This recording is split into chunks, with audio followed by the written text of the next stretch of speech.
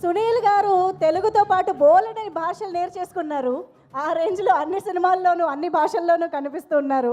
So మంగళం scene గారు please. Thank you అందరికీ నమస్కారం అండి.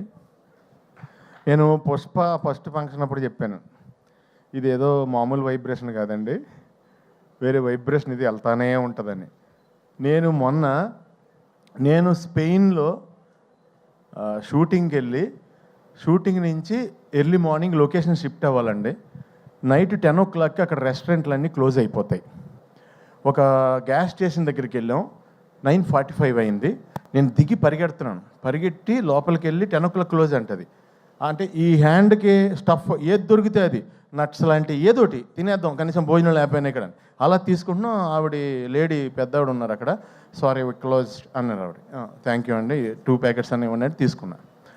తర్వాత సెట్ చేస్తున్నాం అండి నియర్ బై రెస్టారెంట్లు ఎన్నో ఉన్నాయని. కబాబ్ పాయింట్ అని ఒకటి ఉందండి. కబాబ్ పాయింట్ అంటే కనుక మన ఇండియన్ రెస్టారెంటు అని అనుకుని అక్కడ కబాబ్ పాయింట్ దగ్గరికి వెళ్ళామండి. బయట కొంతమంది కట్టేసి కబాబ్ పాయింట్ క్లోజ్ చేసి midnight స్పెయిన్లో 2 o'clockకి బయట నుంచుని వాళ్ళు అక్కడ నుంచి సిగరెట్లు కాలుస్తున్నారంటే ఆ వాండర్ తాలూకు 2 brothers, లోపల ఒక బ్రదర్ ఉన్నాడు పెద్ద బ్రదరు. మేము వెళ్ళాం, దిగాం. ఇలా వెనకాల డైరెక్షన్ డిపార్ట్మెంట్ ఒక వెహికల్, మాది ఒక వెహికల్. దిగ్గానే అతను ఇలా చూశాడు నన్ను. అది నేనేంటి, స్పెయిన్ ఏంటి, అర్ధరాత్రి 2:30కి ఇలా చూసి లోపలికి వెళ్ళాడు. ఫోన్లో ఆన్ చేశాడు, పుష్ప ఇంటర్వెల్ బ్లాక్ తీసుకొచ్చి చూపించాడు నాకు. తూ అయినా బై తూ అయినా అని. అది ఎవరిదంటే రెస్టారెంటు, అది Pakistani people restaurant in Spain. ఒక అర్ధరాత్రి నన్ను చూసి వాళ్ళు ఏమేమి ఐటమ్స్ వండగలరో అన్ని ఐటమ్స్ వండి నాకు, ఆదిత్య రవిచంద్రన్ డైరెక్షన్ డిపార్ట్మెంట్కి, డైరెక్టర్కి, అందరికీ నేనేంటంటే వాళ్ళందరూ తింటున్నారు, వీళ్ళందరూ వాళ్ళ ఇంట్లో వాళ్ళు లేపేసి వీడియో కాల్ ఇచ్చారు నాకు. నేనేమో పాకిస్తాన్లో నాకేమో హిందీ రాదు, ఉర్దూ రాదు. నమస్తే G, thank you G, Phir మిలేంగే G, ఏం మాట్లాడుతున్నా నాకే తెలియలేదు. అప్పుడు పక్కన ఆకలేస్తుంది. సో డార్లింగ్, అంత దూరం రీచ్ అయిపోయింది. ఎక్కడికి వెళ్ళినా నన్ను చూస్తే పుష్ప. ఈ మాట నేను ఎందుకు చెప్తున్నానంటే, నేను ఫస్ట్ హైదరాబాద్ వచ్చినప్పుడు విలన్గా చెయ్యాలని బాజీగర్లో, డర్లో షారుఖ్ ఖాన్ ఆ బ్లడ్ నోట్లో వేసుకున్న పోజులన్నీ పెట్టి దిల్సుఖ్నగర్ స్టూడియోలో ఫోటోలు దిగాను, కత్తెది పట్టుకుని. ఫోటోలు అంటే దిగిపోయాను కానీ నేను ఎలా చేస్తానో ఎవరికీ తెలియదు. సో అన్నీ చూపిస్తుంటే నేను మామూలుగా ఎంటర్టైనర్నే, అందుగురించి ఎవరోనే అవునా ఓకే తర్వాత కలువమ్మా అన్నారు. అలాంటిది నువ్వు అంత పెద్ద డైరెక్టర్ డార్లింగ్, ఈయన అంత పెద్ద స్టారు, అలా వైకుంఠపురం సినిమా తర్వాత ఈయన హీరోగా చేసే మూవీలో ఎంత ధైర్యం డార్లింగ్, ఒక కమెడియన్ విలన్గా తీసుకోవడం అంటే కష్టం అది. ఎందుకంటే ఒక పర్సన్ ఇక్కడ ఒక జన్మ తీసుకున్నప్పుడు అతనికి బతికుండగా పునర్జన్మ ఇవ్వడం కష్టం. అది ఎవరి వల్ల అవ్వదు, దానికి చాలా గట్స్ కావాలి. దాన్ని అంత స్టార్ అయ్యుండి ఆయన సపోర్ట్ చేసి నమ్మి సీన్ చేస్తున్నప్పుడు ఫస్ట్ డే వచ్చానండి, నిజం చెప్తున్నా.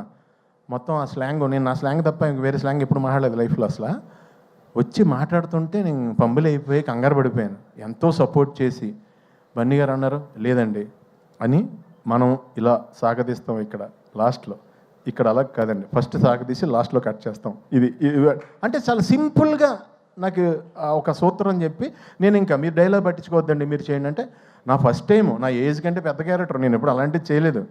సో నెతుక్కుంటూ నాకు నిజంగా డార్లింగ్ ఈ రోజునే నిజం చెప్తున్నాను, తమిళ్, కన్నడ, మలయాళం అందరూ టూ మచ్ ఆఫ్ రెస్పెక్ట్ ఇచ్చి చాలా మంచి క్యారెక్టర్లు ఇచ్చి నువ్వు ఇచ్చిన పునర్జన్మ జెండా వాళ్ళందరూ కూడా కంటిన్యూ చేస్తున్నారు. చాలా చాలా చాలా థ్యాంక్స్.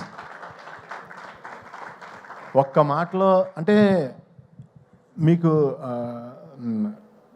బన్నీ గారు, మీ కష్టం ఎంత ఉంటుందంటే, దేవుడు వచ్చి బాబు ఇంకొద్దు నేను ఇచ్చేస్తున్నా, ఇంక కష్టపడద్దు ప్లీజ్, అంత కష్టం అండి బాబు, అంత కష్టం అండి బాబు. ఎందుకంటే కష్టానికి ఇంకా జాతకం ఏం ఉండమంటండి, కష్టానికి సచ్చినట్టు నేచర్ ఇచ్చి తీరాలంట.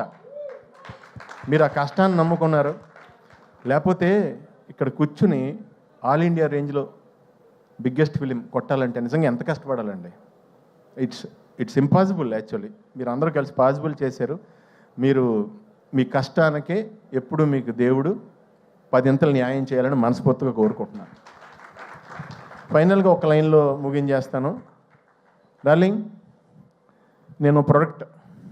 నేను లోకల్ ప్రొడక్ట్, దానికి ఒక ముద్ర వేసి దాన్ని ఎక్స్పోర్ట్ క్వాలిటీ ప్రొడక్ట్ చేసావు డార్లింగ్. I'm exporting now. చాలా హ్యాపీగా ఉంది. రకరకాల క్యారెక్టర్లు, వెరైటీ క్యారెక్టర్లు చేస్తుంటే ఫస్ట్ ఆర్టిస్ట్గా మార్నింగ్ లొకేషన్కి వెళ్ళగానే ఎంతో హ్యాపీగా ఫీల్ అవుతున్నాను. చాలా thanks darling. Thank you sir Bunny garu. Thank you so much. Wishing you all success forever forever forever. Darling, all the best. Wishing you all success forever forever forever. మా daddy అక్కడే ఉన్నారు, మీ daddy అక్కడే ఉన్నారు. ఆయనకు కూడా ఆయనకి thanks చెప్పమని చెప్తా. ఓకేనా? Love you. Wow, that was amazing Sunil గారు. సునీల్ గారి మార్క్ స్పీచ్ మళ్ళీ చాలా రోజుల తర్వాత మేము విన్నాం లేదా? నేను నిజంగా ట్రై చేయలేదండి. ట్రై చేస్తే ఇలా రాదు. ట్రై చేయలేదు, అనుకుంటే కక్కేసాను అంతే. తెలుసండి, మనసు పొరల్లోంచి ఆటోమేటిక్గా వచ్చింది, అర్థమవుతుంది. Thank you so much. Thank you.